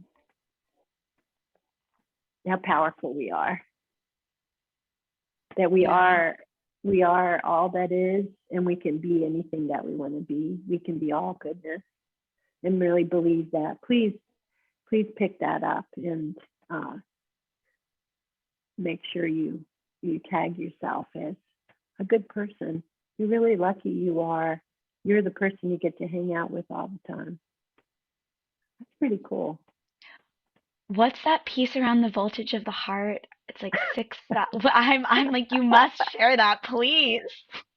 I'm fishing. Um, go to the Heart Math Institute and just find out a whole bunch of stuff to your heart's content. And some of the measurements say the heart is 6,000 times the voltage of the brain, of the thinking brain, and that actually in polyvagal theory, the heart informs, tells the heart sends the brain information about what's up, and then the brain pulls all the levers and makes all the chemicals so that you match what the heart is pulling up from the environment, from the relationship. So can you imagine if you're moving from compassion, understanding, and growth, that the profound intelligence of the heart can completely turn the mind and the brain into this amazing resource, and you speak from there and you think from there and you manifest from there. Yeah. And Mm, then the heart is not a pump per se, but this vortex spins the blood through 60,000 miles of tubing, capillaries, arteries, and veins every time it pumps. I mean, that's the kind of creatures we are. Like, who's paying attention to that? That kind of voltage? wild. Yeah. So be what you want. Like, why am I not riding my dragon? Right? Yeah. What's up? The trance of forgetting. We have to really be on the trance of forgetting. No, I want to wake up. I want to wake up. I want to ride dragons. I want to levitate. It's I know this. It's it's gonna be fun. Let me make it funner. Let me Yeah. own fun. Yeah. What you got for us, Sarah? Mm, well, first I want to say Heart Math Institute. Um, cool. That's great. And then the Megan Watterson's book on Mary Magdalene, since I mentioned that, it's called Mary Magdalene Revealed. And if you're looking for this little Divine Feminine Oracle, you can find it online. It's beautiful. I invite all of my private clients to actually get this oracle as a beautiful study book of goddesses and divine feminine archetypes. If that's something that interests you, it can be kind of overwhelming to start diving into that research. So I find this to be a really respectful and intelligent, but also creative expression. Like I think Megan Watterson does a really beautiful job at honoring these archetypes and these stories and these real humans that walked the earth in their nobility. Um, and another place I like to read about Mary Magdalene and just that sort of transmission, there's the Magdalene manuscripts. You can find different transmissions of those manuscripts that were taken out of the Bible at the Council of Nicaea by a bunch of men who had an agenda. What a shocker. And I also really enjoy her chapter in the Sophia Code. And it's actually connected to the Hindu goddess Kali Ma, who is actually one of the first goddesses that came forward when I was sitting on Nina's couch back in 2015, and she handed me a book of goddesses, and I flipped right to Kali Ma. And Kali Ma is known as the Holy Mother of Sacred Destruction. So she will come into your life and support you in taking apart all of the things that are a lie. that are built upon the false illusions, this trance of forgetfulness, as Nina is offering. And so I just love that that energy is coming forward from the other realms to affirm and say yes. And Kali Ma has all of these arms, and she dances and she moves and she expresses. And actually, you'll often see Kali Ma depicted with her tongue out, which lion's breath, a beautiful breath practice that we practice in yoga. So it's beautiful to see the way that these practices and these archetypes and these teachings all weave together to mirror back to us the faces of our own divinity and of our own humanity. So that's what I'll say on that piece. And then I feel like we might be ready to close and transition into talking about some options and containers to take this practice deeper. So I've got two cards for that once we're ready to go there, but I just want to check in, Nina, and make sure there's anything else that. Yeah, let's go ahead and close with some tapping. So this is a little routine. It's pretty traditional. So you're going to karate chop on one of the pinky finger sides. This is the heart finger. We'll just go into some balancing for the body, mind, and heart. So even though I can feel unclear, I know that I am loved. Inner eye, tapping lightly. Even though I forget a bunch, I also know that I remember. Outer eye. And in the act of remembering, I am becoming whole under the eye. In many of my ways of remembering, putting myself back together anew, I might not be aware that I'm even doing that. Under the nose. I am ready to accept that I am enough, even in not knowing. Under the mouth. I am ready to be response able in a more positive, truthful, authentic way. Sternum. I am ready to create a container for all of the light that is me. Under the arm. I am ready to explore all the ways to express love. Tap the top of your head. I am kind. I am kind. I am learning to be kind. Your hands together in a prayer and open the portal to receive the codes, high transmissions that will help your kindness to flourish. Notice the pain and tightness leave the body, opening up all the parts of the body.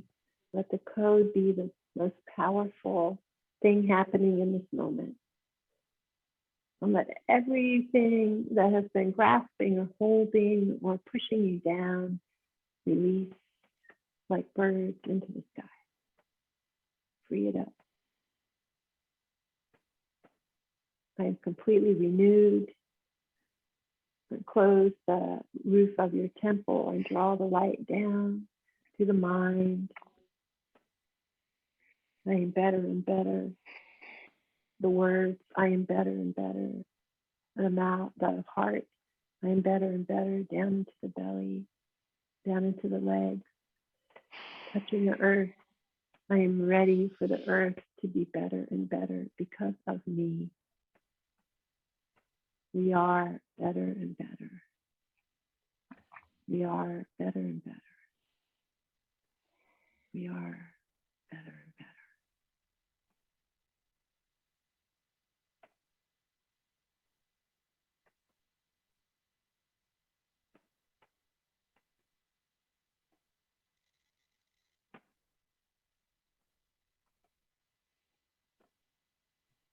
Thank you, Sarah.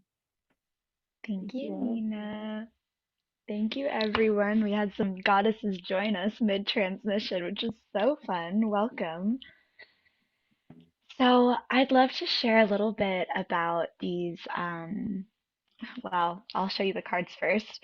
So I asked for some cards for these containers that we're going to talk about, and it was right when you were talking about awakening consciousness, Nina. And I pulled from my Earth Faceted Earth deck, I pulled Spring and Consciousness. And it just feels so right to say that these spaces to continue deepening your work are containers for awakening consciousness. Like, we don't need to tell you about all the reasons why you need to do this work. If you're listening to this and you're here till the end of this, you already know. You already know that there's so much magic to be found when we take time to be with ourselves. What feels the most important to say is that these are containers that we've created specifically to um, support your awakening, support your creativity, to support you in having this space, like our body card invited us into, to actually receive those transmissions, receive those revelations, receive the vision.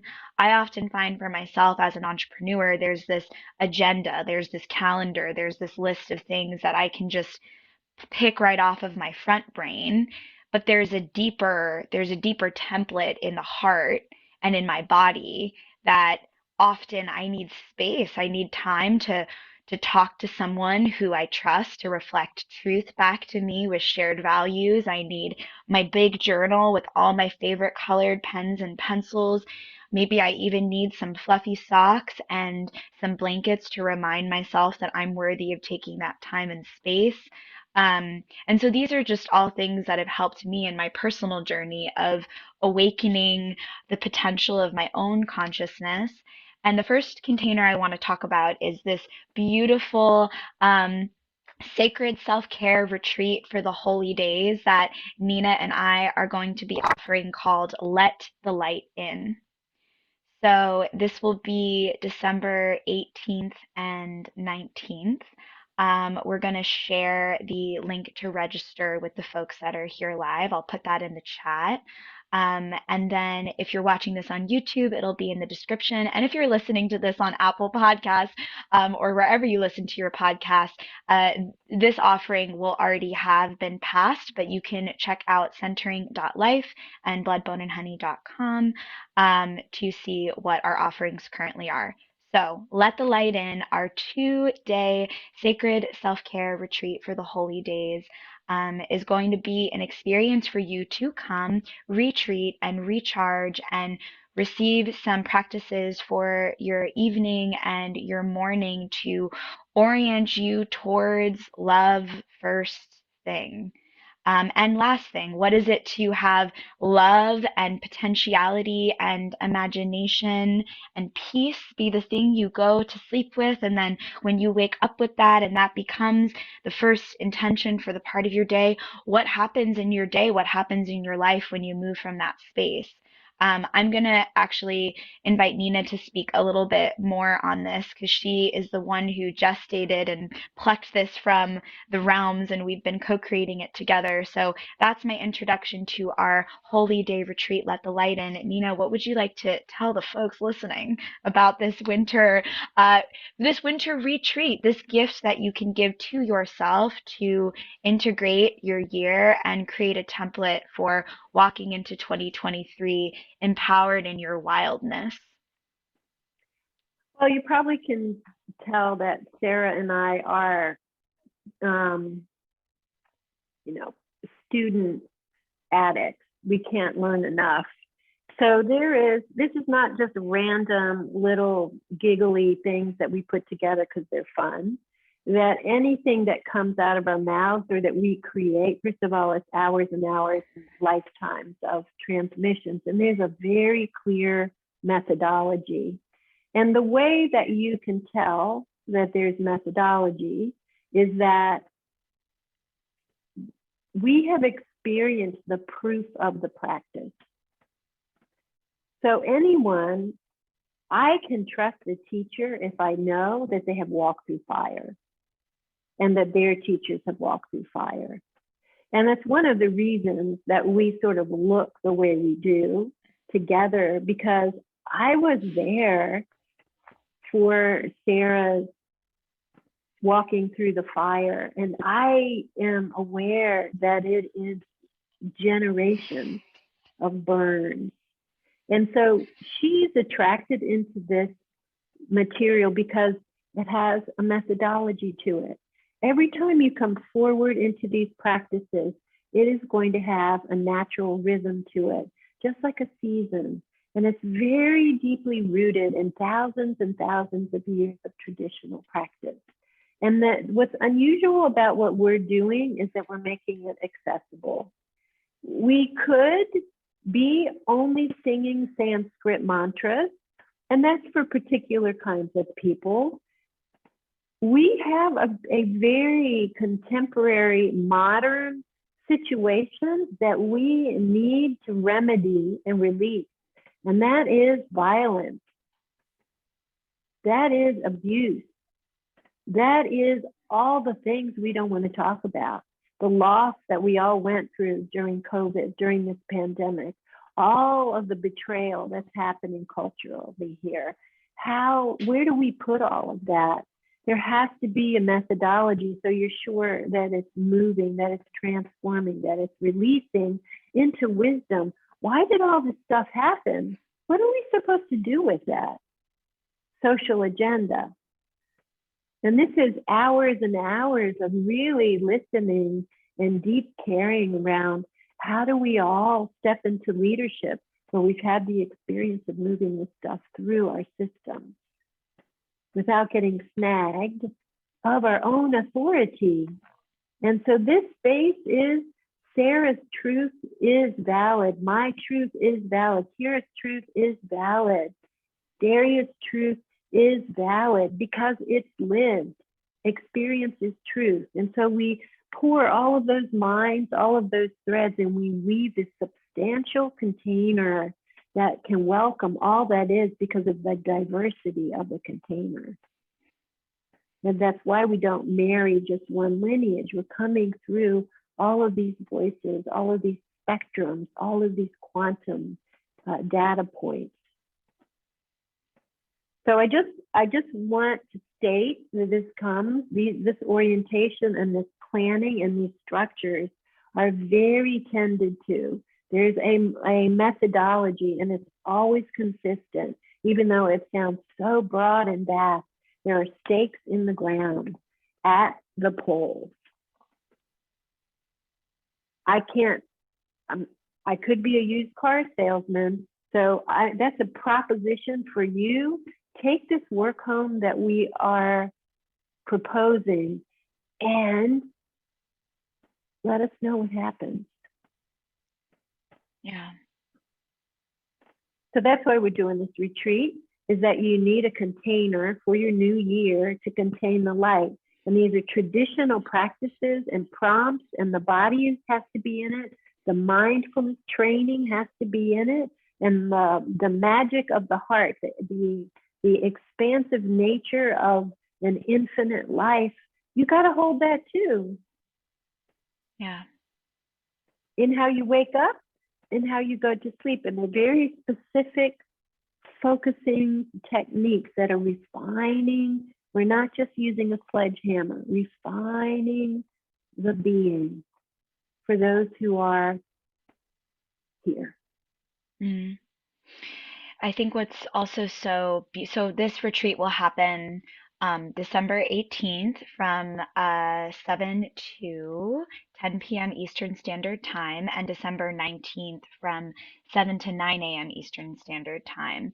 So this is a bookend. Like we're going to be together for the last part of the day, and then we're going to wake up together. And that's 6 hours of transformational contemplative practice with two mentors and practitioners who are deeply invested in you accessing your own intelligence, wisdom, vision, transmissions, path. And I think also what I'm really excited about is the way that this can create a new template for us. Like, yes, we will quite literally be visioning for the new year. It will be time and space to reclaim that practice of revelations as has been commodified in our culture and really like bring that into our body. And this is going to be around the winter solstice. So we're around that beautiful, beautiful holy day. This is a high charge time for so many different lineages and traditions. And so we're going to be in this template for the new year, but then we're also going to be in this template that you can carry into your new year. And maybe your new devotion, maybe it's not 3 hours every night and every morning, but you take that template of every evening and every morning. I create space for love, for creativity, for care, because when I do that, my whole day and my whole life is operating from a totally different frequency, from a totally different place in consciousness, because I've given myself, we've given ourselves the opportunity to choose, to choose. Am I waking up and, there's this trendy phrase like, oh, they woke up and they chose violence.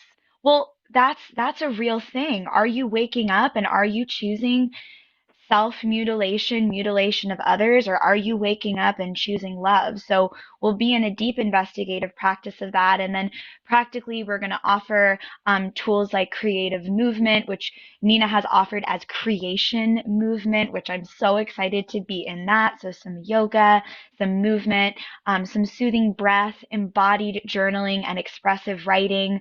We'll do a beautiful envisioning collage. So we're going to invite you to bring all the blankets and the pillows and the art materials, and we can be wild and creative and also deeply meditative and really get that imprint in our nervous systems as well and in our hearts of like, yeah, we can show up and do this ancient practice and our breath and our yoga.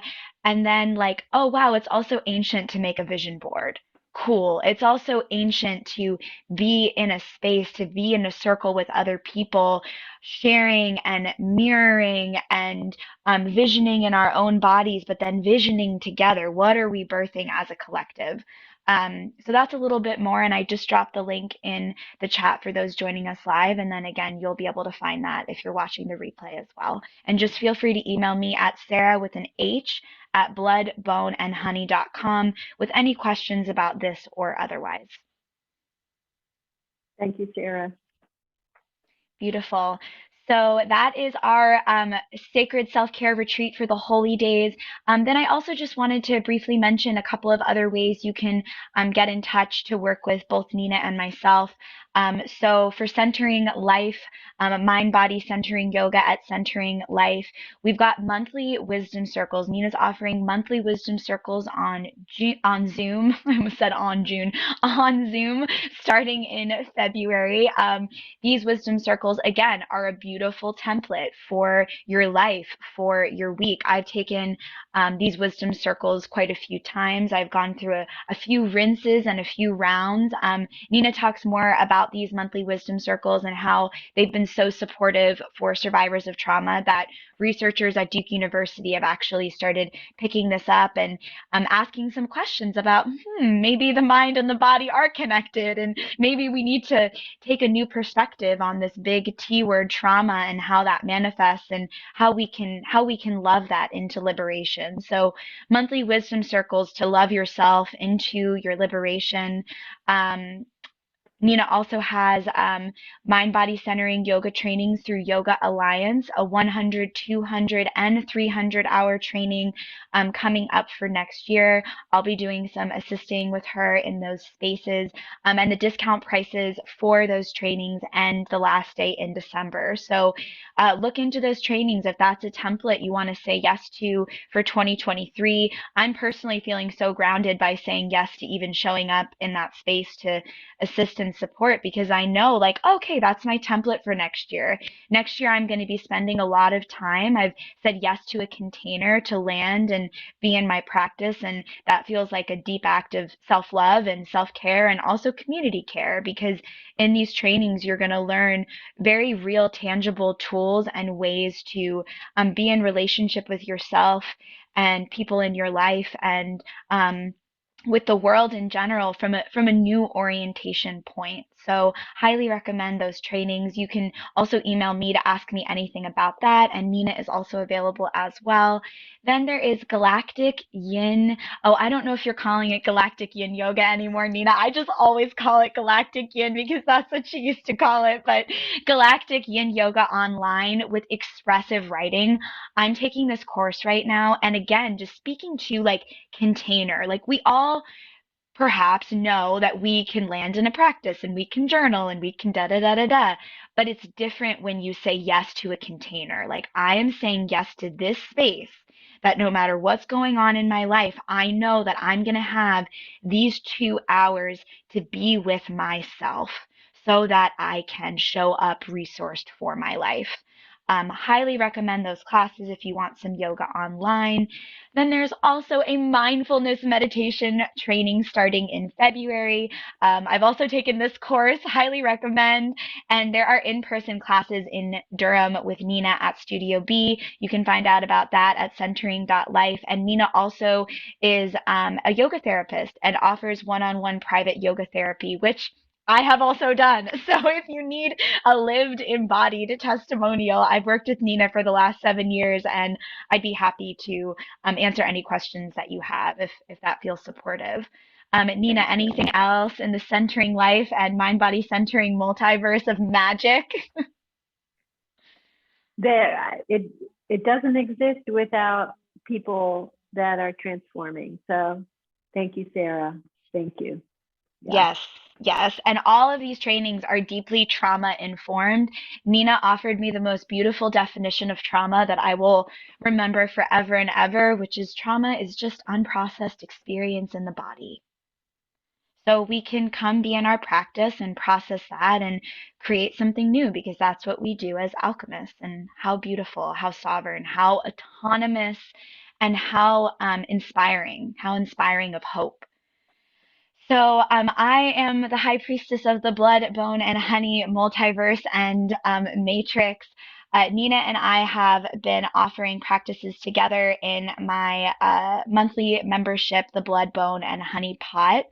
So Nina's been teaching 2 times a week at the honey tier in the Blood, Bone, and Honey Pot. She's been offering mind, body centering yoga practices, and I have been offering at that tier and as at the other tiers there are multiple tiers. You can check that out at patreon.com/blood bone and honey. But we've got yoga dance, we've got meditation, we've got visualizations, we've got live gatherings where we get together and we share what's in our journals and in our hearts and on our minds and in our souls, and we normalize being magical and psychic and multidimensional and artistic and having these big beautiful visions that come from our bellies, and we get to basically just sit together and be high priestesses and wizards, and it's really, really beautiful. We also have an online private Discord community, which is my new way to social media, where we're sharing everything from recipes to ways that we're adorning ourselves in ways that feel magical to tender experiences of the heart, the mind, the body, and the psyche. We have recommendations for podcasts and movies and books, and everyone in the membership is contributing to these different creation spaces. So we're really generating a new way to connect online and to use this resource of the computer to create really beautiful spaces that we can be in our nobility. So that is the Blood, Bone, and Honey Pot. And then I also offer one-on-one somatic spiritual and creative coaching and consulting and mentorship. I'm going to be launching some new offerings on the Sagittarius new moon coming up this Wednesday. So you can check bloodboneandhoney.com for all of the updated one-on-one offerings. And then I also offer one-on-one photo magic. Or maybe it's you and your family, or you and your business partner, or you and a friend. It doesn't always have to be one-on-one. I offer containers to make magical photo ceremonies. I actually just did a branding shoot with Nina when she was here for our Wisdom Circle Amazing. retreat. It was so, Amazing. we were like in Amazing. a waterfall with like cloths of white fabric, and it was, and then in a forest, and it felt like we were in Ireland. So it was very powerful, and I love creating containers to make photo spells with people. So you can check that out at bloodboneandhoney.com as well. Branding, boudoir, family, couples, anything your heart desires to make. Usually I'm game to hold some ceremony around that and be in a creation space. So please, please reach out to both of us. We love to hear from all of the magical people and all of the munchkins and all of the creatures. So please don't be a stranger. Please reach out. This is such an intimate transmission to share and offer, and we're just getting started. So pop in, say hello. If you listen to this on YouTube, drop a comment, maybe with your biggest takeaway, or a pearl of wisdom that came forward, or even a response to one of the journal prompts if you'd like to share that.